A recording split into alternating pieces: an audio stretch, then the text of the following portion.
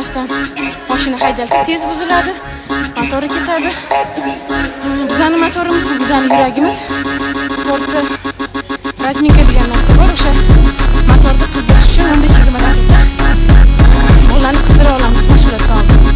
Va bu mashg'ulot bu narsani o'tkazib olsangiz, mashg'ulot qilingani bilan ham sizga foydadan ko'ra zarar olib keladi.